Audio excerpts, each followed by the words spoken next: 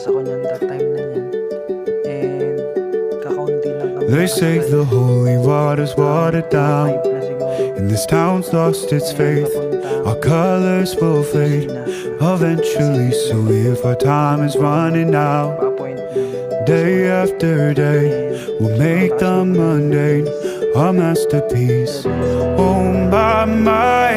Oh my love, I take one look at you, you're taking me out of the ordinary. I want you laying me down till we're dead and buried.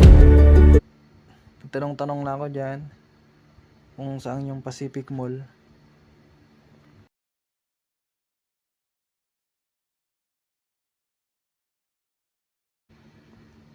Ayan guys, yan, nasa Pacific Mall na tayo niyan. And sa third floor po yan yung DFA. And sobrang dami guys ang nakapila that time. Dumating ako dyan mga 9:30 na, pero nagantay pa ako kasi 10 AM yung bukas ng mall. Advice ko guys sa inyo, baon kayo ng pagkain kasi nakakagutom sa pila. And yan, paantay ako niyan around mga 3 hours to 4 hours na inantay ko. Ayan guys, that time mga 2 PM na yan, nasa ako na processing na yan, mga requirements. And matagal-tagal rin guys, mga 2 hours din. And yan guys, that was October 20, mga 1:30 PM.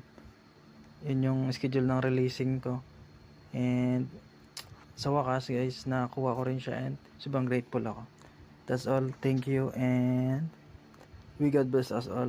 Sobrang mabilis lang guys, and basta one of my main purpose to get my passport is to travel din talaga, makapag-travel dito sa community namin, na isang mga na-advise sa amin ng company na kumuha na talaga ng passport. And that's all, thank you guys, bye.